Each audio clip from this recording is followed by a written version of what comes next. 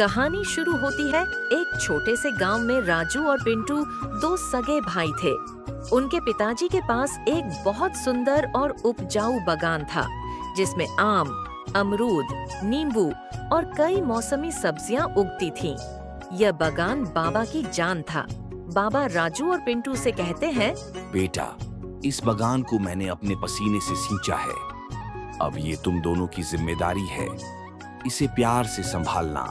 बाबा, आप चिंता मत कीजिए, मैं और पिंटू इसे जान से ज्यादा संभालेंगे। हाँ बाबा, हम इस बागान को और भी सुंदर बनाएंगे। समय बीतता गया। बाबा बूढ़े हो गए और एक दिन स्वर्ग से धार गए। अब बागान की पूरी जिम्मेदारी राजू और पिंटू पर थी। शुरुआत में दोनों भाइयों ने मिलकर बागान की खूब देखभाल की, पर धीरे धीरे बदलाव आने लगा। राजू ने कहा, पिंटू, तू ही देख ले बागान को, मुझे शहर जाकर माल बेचना होता है। ठीक है भैया, मैं सब कर लूँगा। पिंटू दिन रात बागान की सेवा करता, पेड़ों को पानी देता, खाद डालता, फलों की देखभाल करता। पर राजू का ध्यान अब पैसों में ज्यादा लगने लगा। एक दिन गांव में पंचायत बैठी। गांव के मुखिया जी ने कहा, राजू, तुम्हारा बागान तो बहुत अच्छा चल रहा है। तुम दोनों भाइयों की मेहनत रंग ला रही है। हाँ, मैं बहुत मेहनत करता हूँ, तभी तो बागान ऐसा फलता है। पिंटू चुपचाप खड़ा था। उसके चेहरे पर हल्की मायूसी थी। उसने कभी शिकायत नहीं की, पर उसे दुख होता था कि राजू कभी उसके काम को नहीं मानता।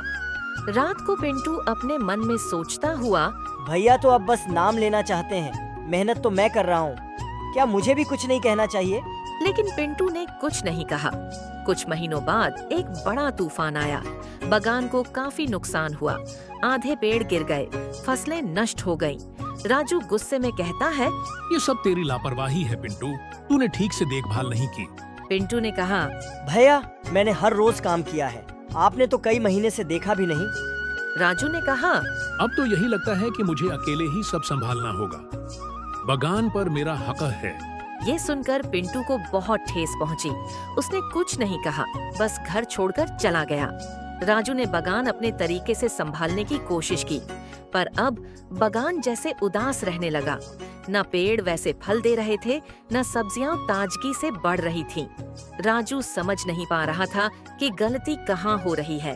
एक दिन गांव के एक बुजुर्ग ने आकर कहा, बागान को सिर्फ पानी और खाद से नहीं, प्यार से भी सींचा जाता है। पिंटू का प्यार ही इसकी जान थी। राजू को जैसे किसी ने आईना दिखा दिया हो। राजू अकेले में सोचते हुए, मैंने भाई के प्यार को नजरअंदाज किया, सिर्फ अपना नाम चमकाने की कोशिश की। वह पिंटू की खोज में निकला। कई दिन बाद एक दूसरे गांव में उसे पिंटू मिल गया। वो वहां खेतों में काम कर रहा था। राजू रोते हुए कहता है, माफ कर दे भाई, मुझसे गलती हो गई। बागान भी तुम्हें पुकार रहा है, चल वापस चलें। पिंटू ने कहा, भैया, मैं तो आज भी आपका ही हूँ।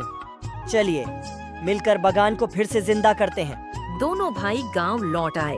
अब उन्होंने मिलकर बागान की फिर से देखभाल शुरू की। इस बार राजू भी पिंटू के साथ दिन रात मेहनत करता। कुछ महीनों बाद बागान फिर से हरा भरा हो गया। गांव वाले भी खुश थे।